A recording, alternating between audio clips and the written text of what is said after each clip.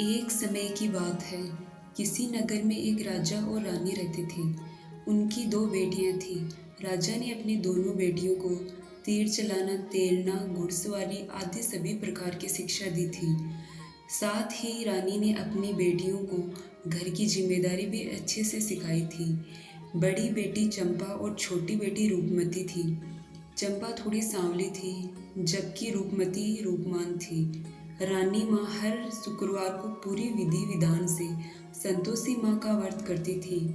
उनके महल में एक दाई माँ रहती थी, जो अपने भतीजे से राजा की शादी करवाना चाहती थी, लेकिन राजा ने अपनी पसंद की राजकुमारी से शादी की थी। इसलिए वो रानी से चिढ़ती थी और हर समय रानी के खिलाफ राजा के कान भरती थी। चंपा कभी किसी की बातों में नहीं आती थी, पर रूपमती कई बार दाई माँ की बातों में आकर अपनी माँ से लड़ने लगती थी। एक बार एक राजकुमार का रिश्ता चंपा के लिए आया। राजा ने धूमधाम से चंपा की शादी कर दी और उस राजकुमार को घर जमाई बनाकर रख लिया।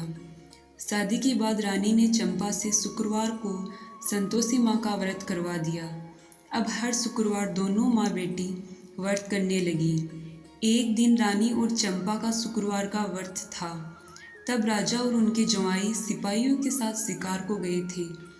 तब दाई माँ ने एक चाल चली और रानी के खाने में खटाई मिला दी और अनजाने में रानी और चंपा ने वो खटाई खा ली, जिससे संतोषी माता रुष्ट हो गई और रुष्ट होकर संतोषी माँ ने राजा और उनके जमाई को रास्ता भटका दिया और उन दोनों की यादाश्त भी चली गई।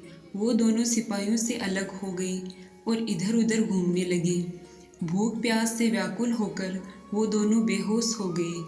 उसी समय वहाँ से कुछ साधु गुजर रहे थे। उन्हें बेहोश देखकर उन दोनों को अपने आश्रम में ले आए। सिपाहियों ने उन दोनों को खूब ढूंढा, पर वो दोनों नहीं मिले। तब सिपाही वापस महल आ गए और रानी को सारी बात बताई। चंपा को जब यह पता चला तो वह बहुत व्याकुल हुई, पर रानी ने अपनी जिम्मेदारी संभालते हुए चारों दिशाओं में सिपाहियों को भेज दिया। कई दिनों बाद सभी सिपाही खाली हाथ ही वापस लौट आए। तब रानी ने बड़ी बेटी चंपा को राज्यभार सौंप दिया और राजगद्दी पर बैठाया।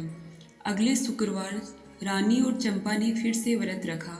फिर दाई माँ ने फिर से चाल चली और उनके खाने में खटाई मिलाने लगी, लेकिन तभी रानी ने उसे देख लिया और दाई माँ को पकड़ लिया। पूछने पर दाई माँ ने सारी बात बता दी कि मैंने पहले भी खाने में खटाई मिलाई थी। तब रानी ने उसे जेल में डाल दिया। अब रानी और चंपा ने संतोषी माँ से प्रार्थना की, हे संतोषी माँ, आप ही हम सब की माता है और हम आपके बच्चे हैं। हमारी भूल माफ़ करो। माँ संतोषी, हमारे पति को वापस लाओ। तभी उसी रात को संतोषी माँ राजा के सपने में आई और बोली, अरे राजा, उठ और अपने राज्य वापस जा। तेरा जमाई और तू मेरे प्रकोप को झेल रहे थे। अब तू अपने राज्य जा और मेरा एक मंदिर बनवा। दूसरे दिन राजा और उसका जमाई सभी साधुओं को प्रणाम कर अपने राज्य की ओर लौट जाते हैं और पूरे राज्य को संतोषी माँ की महिमा बताते हुए संतोषी माँ का एक भव्य मंदिर बनवाते हैं। रानी ने चंपा के साथ धूमधाम से शुक्रवार के व्रत का उपाध्याय किया। महल में वापस खुशियाँ छा गई।